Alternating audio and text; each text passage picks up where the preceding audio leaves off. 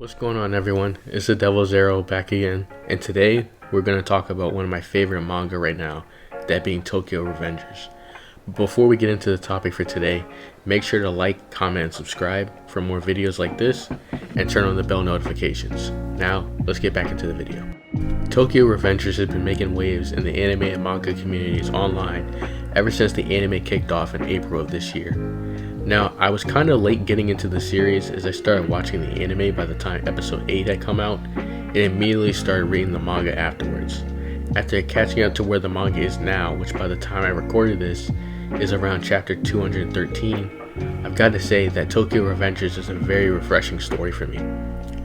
To start off, let's talk about the main character Takemichi. Now, many who have begun to watch the anime or have been reading the manga may have seen or heard this false idea that Takemichi is a weak protagonist or just a crybaby, similar to how people think about Izuku Midoriya, the protagonist of My Hero Academia.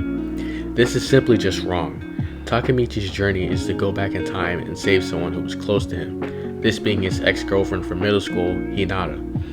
Now, in this world, society is filled with gangs and delinquents, leading to many conflicts with Takemichi always in the middle of it.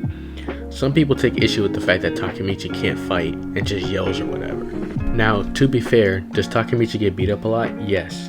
He gets folded more often than an omelet. But that's not what his character is really about. Takemichi might not be strong physically like the friends surrounding him, but his true strength comes from within himself. His determination to save others gives him the resolve to stand up even in the face of insurmountable odds, and even death to inspire others and win the day. This doesn't make Takemichi a bad character at all. This makes him unique. I find it enjoyable to see the main character not have to win a battle of strength, but of character and will. He relies on others to do the fighting. Now, speaking of the fighting, let's discuss the action. I find the TokyoRevengers action sequences and choreography to be really cool. It mostly centers around gang brawls, and man, they're really great. This series keeps the fights very simple but really fun. To keep it blunt, it's just guys going around throwing hands, and many times it leads to a dude just getting one-shotted or just a straight up one-sided fight. But it's really brutal and just visually pleasing. I really enjoy the realistic feel it has because, I mean, to be honest, in a real fight, you got guys going down in about 1 to 2 hits most of the time. Now, let's begin talking about the plot of TokyoRevengers. Now, if you haven't been watching the anime or read any of the manga, this is your spoiler warning, as I'm going to be discussing some early events going on within the narrative. As I stated earlier, this is a time travel story where Takemichi is trying to prevent Hinata's death in the present by traveling back 12 years in the past when he was in middle school. I know there are others out there, but this is the first shonen I've read or seen that its main narrative focuses solely on time travel, and I really do love it. Time travel has been one of those things done just about everywhere, and each time it has its own set of rules, which sometimes can be pretty confusing to the audience. But here it's pretty straightforward. Takemichi can only exactly travel 12 years to the date of his present, and during that time, his real body is placed into suspended animation. This sets up some really great stakes because of the factor of having a concrete date, so if something bad happens in the past while he's there, like a death for example, he can no longer fix it, and thus it'll become concrete, making the situation a lot more tense and even more concerning. Another aspect of the time travel that is nice is the consequences. As you can imagine in your normal time travel story, changing the past can lead to drastic changes in the future, and man does that happen throughout the story. To avoid any specific spoilers, I'll just say this. Things certainly get a lot worse for the main character before they get better.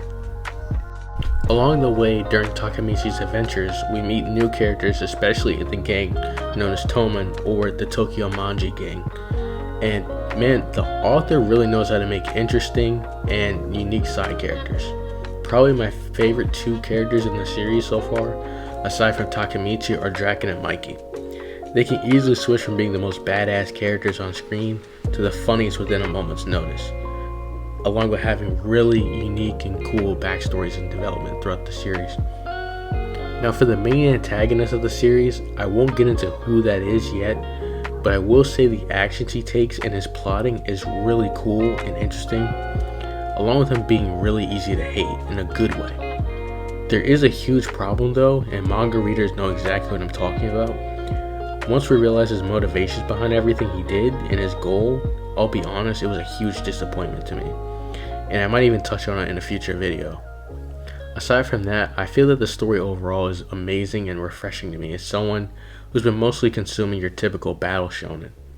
I definitely recommend you go check out TokyoRevengers anime and manga. If you enjoyed this video, don't forget to like, comment, and subscribe. Hit that notification bell. This has been the Devil's Arrow. Have a great day, everyone, and I'll see you next time.